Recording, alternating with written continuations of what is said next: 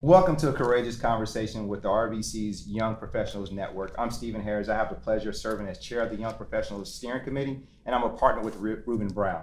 Today, we're going to have a courageous conversation with some members of the Young Professionals Network, and I have some of my great friends with me today, so I'm going to take some time to introduce them. First, we have Melanie Moore.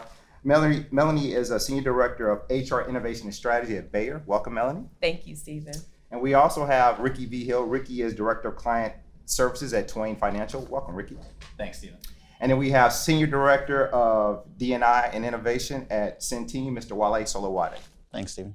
Welcome. So guys, we're here today. We're going to have this courageous conversation. I want us to be open. I want us to be real because that's so important. And this is going to be shared with a lot of our close friends. So our first topic that we're going to talk about is attracting talent to our region. When you think about it in your own organizations, what are some of the keys that you guys go through in making sure that you get the best and the brightest talent? Melanie, we're going to start with you. You got to meet the talent where they are. So you can't just think, oh, I'm going to post a job and diverse people are going to apply. You have to go search for that talent that's going to be a match for your organization. Wale, in your organization, what are you guys doing to attract great talent into Centene?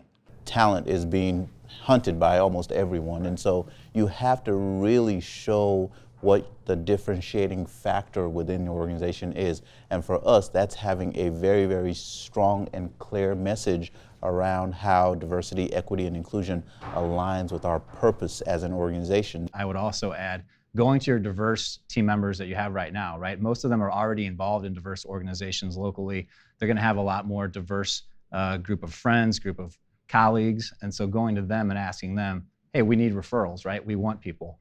And they're obviously gonna bring to you great people. Let's talk about some strategies around developing minority talent and some things that are important in that space. So Wale, in your organization, to ensure that people are getting great feedback, what are some of the things that you're doing and you and your organization is doing to ensure that that happens for those individuals? There are some competencies, or what I like to call cultural agility, that people leaders have to develop in engaging with folks that are different from them. And so in many ways, the development work that needs to happen is actually on both sides of the fence. That one, you want the employee, regardless of what dimension of diversity, to get development in a way that is relevant to them, that meets their unique needs.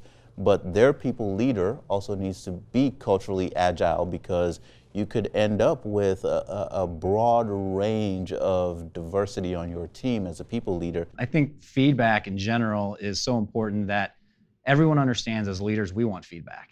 And so if you don't get that, and if we don't make people feel comfortable giving that to you, then you're going to be shy as an organization of where you really want to get to. What do we need to do to ensure that we're engaging these team members to make them feel a part of our organizations? I think organizationally, gauging the interests of your workforce is critical, because then you can help them build networks. I think part of what's really important there, Stephen, is having the leadership in those groups turnover, right? I think we've all been parts of groups where you do it for 3, 4, 5 years, you lose a little bit of gas, right? And so making sure that those organizations, those committees within your organization, I should say, are set up so that you have new, fresh blood coming in, new ideas. Are you engaging new team members that are just joining the company to be involved on those committees so they can bring new ideas as well, right? So now we get to our final segment and talk about advancement, right? So you brought everyone in, we've engaged them, supported, and all.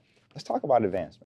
So I think it goes to mentorship and sponsorship, right? And so a lot of times people don't know the difference between the two. So mentorship is someone that has agreed to have development and leadership conversations with you on a consistent, regular basis. That sponsor is when you're not in the room and they're talking about you on your behalf and in the right context, in the right crowds.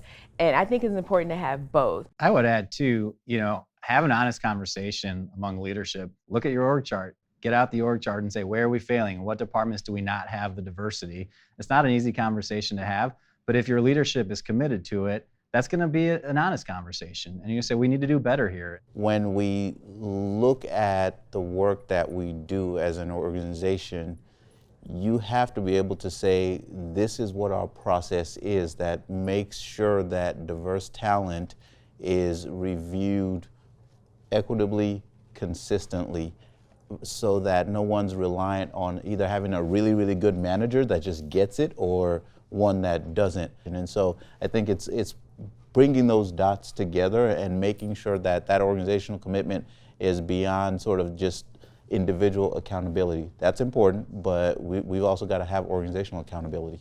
So when I think about everything that we've talked about today, it's really about ingraining within the culture to be more diverse, starting from the top down and really living and breathing that concept of being diverse every single day, not just thinking of it as a check the box or we're doing this one initiative. It just really needs to be ultimately ingrained into the culture of the organization. I would say, diversity, equity, and inclusion is a strategic imperative that can create some competitive advantage if you do it right.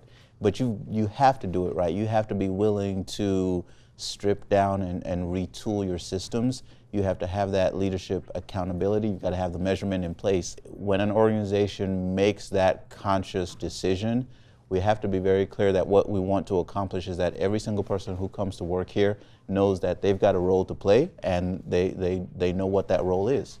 Awesome. My final thoughts is have fun with this. I think if we can all get engaging through this process and make our region better, make our companies better, everybody wins in that process. Like we said, all said, it's a journey, not a sprint, and we look forward to helping you through the process.